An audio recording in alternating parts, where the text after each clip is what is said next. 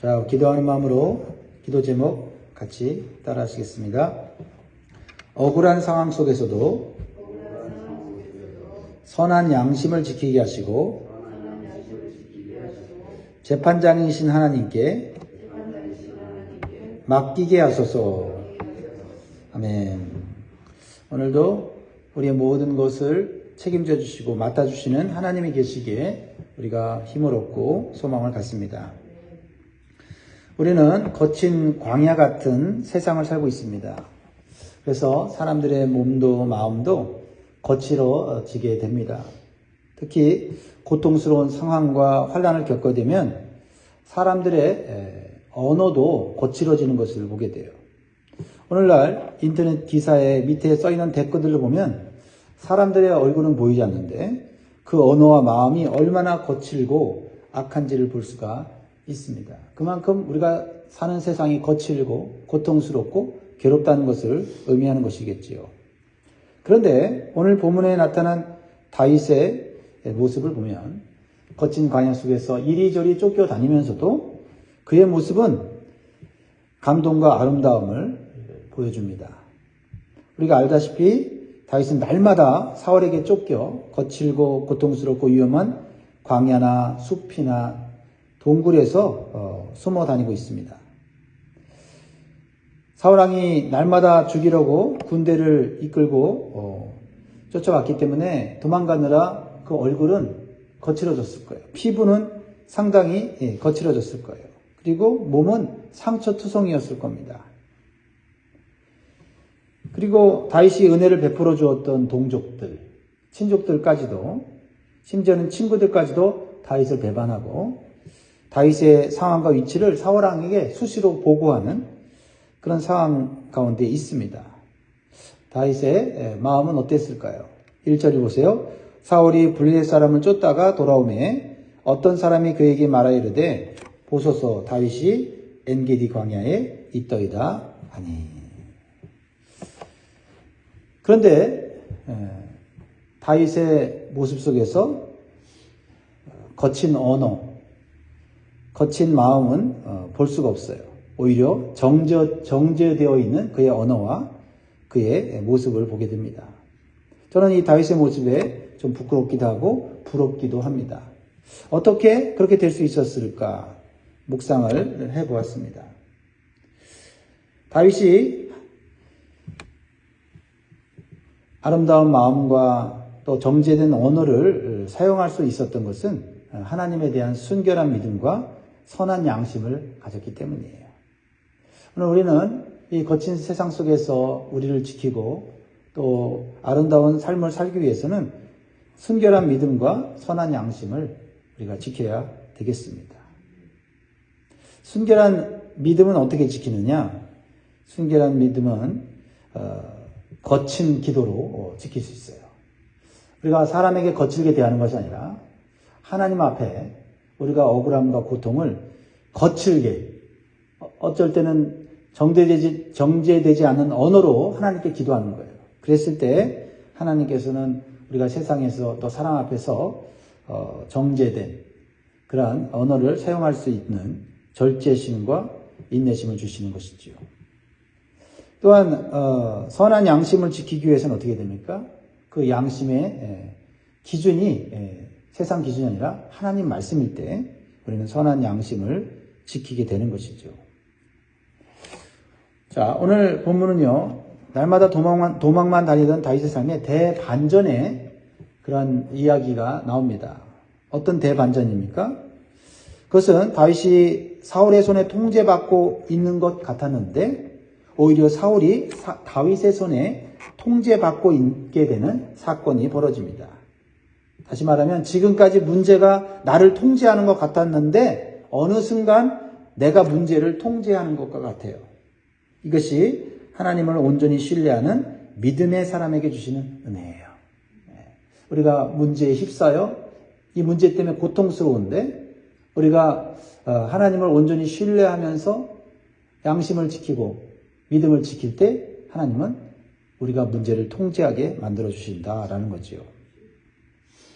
다윗은 그의 사람들과 엔게디 광야에 있었습니다. 그런데 사울이 다윗의 위치를 보고받고 3,000명의 군대를 이끌고 엔게디 강야로 갑니다.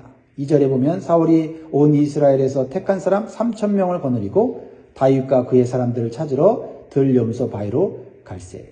여러분 상상해 보십시오.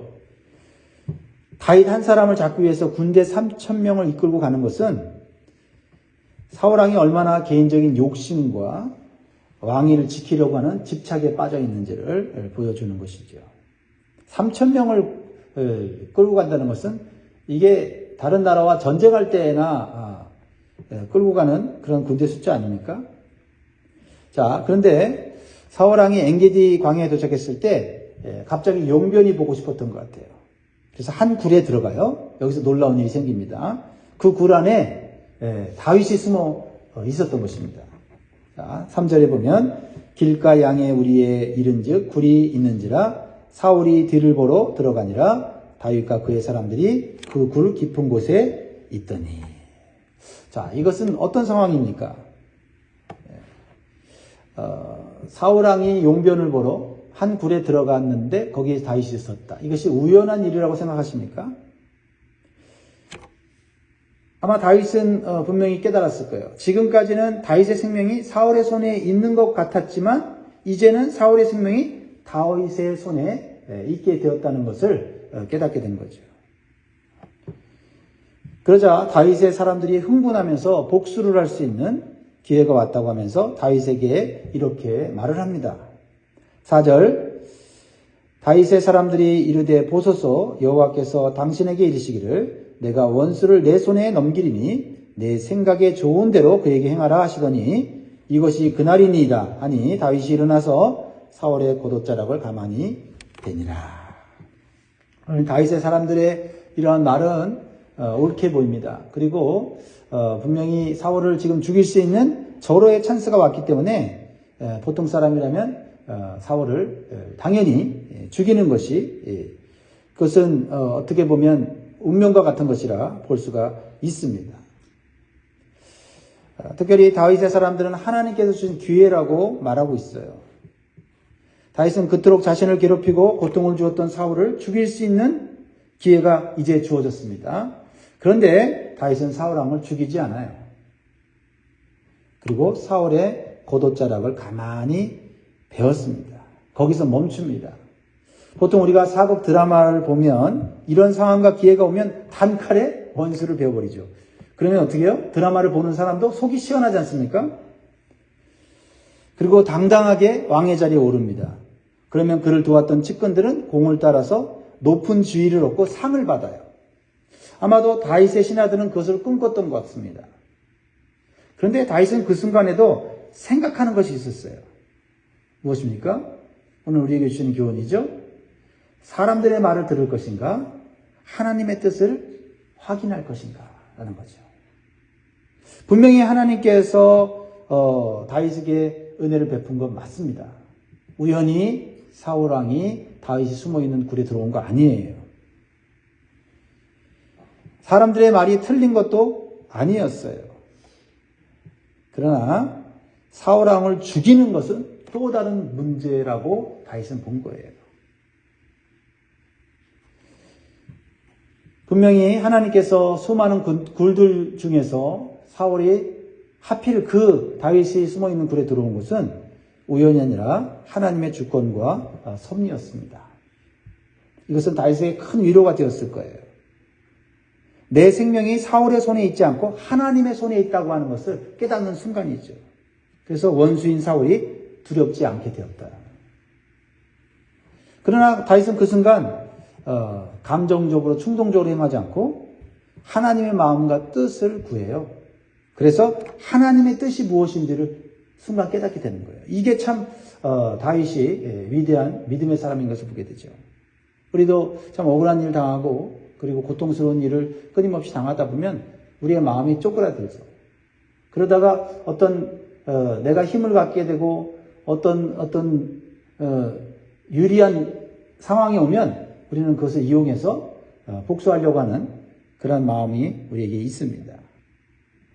근데 다윗도 그러한 상황 가운데 들어갔을 때 아마 조금은 마음이 흔들렸을 수도 있어요. 또 사람들의 말도 다윗의 마음을 흔들어 놨을 겁니다. 그 순간에 사울은 하나님의 말씀을 생각한 거예요. 하나님의 뜻을 생각한 거죠. 사울의 생명을 취하는 것은 내가 할 일이 아니라 의로우신 재판장이신 하나님이 하실 일이라는 거예요. 다윗의 사람들은 사실 이제 사울왕이 죽으면 자신들의 고난이 끝날 수 있다고 생각을 했습니다. 그러나 다윗의 생각은 달랐습니다. 5절 6절 보니까 그리한 후에 사울의 옷자락 뱀으로 말미암아 다윗의 마음이 찔려라고 말하고 있어요. 마음이 찔렸다. 여러분, 지금 사울을 죽여도 시원찮을 판에 사울의 옷자락을 살짝 벤 것으로도 마음이 찔리는 이 다윗의 양심은 도대체 어떤 양심일까요? 다윗은 선한 양심을 가졌다는 걸 보게 돼요. 참 이것이 귀한 거죠. 왜냐하면 거친 광야 속에서 상처와 배반과 여러 가지 많은 억울한 상황을 겪었는데 겉은 거칠어졌는데 속은 여전히 선한 양심을 고이고이 지키고 있는 모습이에요. 어떻게 이런 선한 양심을 가질 수 있었을까? 그것은 상황이 아니라 하나님 말씀을 기준으로 삼았기 때문이다라는 거죠. 예, 우리가 세상의 거친 세파 속에서 또 사람들의 여러 가지 많은 고통과 많은 상처로 얼룩져서 있을 때 우리는 우리의 삶의 기준이 세상 기준이 아니라 하나님 말씀의 기준으로 우리의 양심을 지켜야 됨을 기억하시기 바랍니다. 하나님께서 기름 부어 세운 왕을 자신이 함부로 생명을 취하는 것은 자신의 권한을 뛰어넘는 일이라고 생각한 거예요. 그래서 자신의 감정과 생각보다는 하나님의 말씀과 명령을 더 가치 있게 여깁니다. 시편 105편 15절에 보면 이르시기를 나의 기름 부은 자를 손대지 말며 나의 선자들을 해하지 말라 하셨도다. 여러분, 내 감정으로 행하고 싶고 내 생각으로 행하고 싶고 그럴 때 우리의 마음과 양심을 통제하는 것이 하나님 말씀이 되기를 기도하기를 바랍니다. 그래서 다윗은요 결심을 해요. 내 힘으로 왕이 되기보다는 하나님께서 정하신 때까지 인내하며 기다리기로 한 것입니다. 이렇게 인내하고 기다릴 수 있었던 것은 하나님께서 다윗이 숨어있는 굴에 사울왕을 보내심으로 자신에게 생명을 취할 수 있는 기회를 주신 것만으로도 다윗은 위로를 받았고 하나님의 계획을 깨달은 거예요. 그러나 그 이상을 넘지 않아요. 그 선을 넘지 않는 다윗의 모습을 보게 됩니다. 인내하고 견딥니다. 하나님의 말씀을 지키는 선한 양심은 원수의 마음도 감동시킨다는 교훈을 우리가 오늘 마음에 새기면 좋겠어요. 원수 때문에 말씀을 지키는 것이 아니라 하나님 때문에 말씀을 지킬 수 있는 용기가 필요합니다. 이제 굴에서 어떤 일이 벌어진지를 사울은 아무것도 모르고 다시 굴 밖으로 홀가분하게 나갑니다. 그때 다윗이 뒤에서 사울을 향해서 외쳐요. 다윗의 정말 괴롭고 안타까운 그런 마음에서 나오는 음성이죠. 8절에 그 후에 다윗도 일어나 굴에서 나가 사울의 뒤에서 외쳐 이르되 내 주 왕이함에 사울이 돌아보는지라 다윗이 땅에 엎드려 절하고. 여러분, 다윗이 사울을 대하는 태도를 보세요. 원수 사울에게 엎드려 절합니다. 결코 쉬운 자세가 아니죠.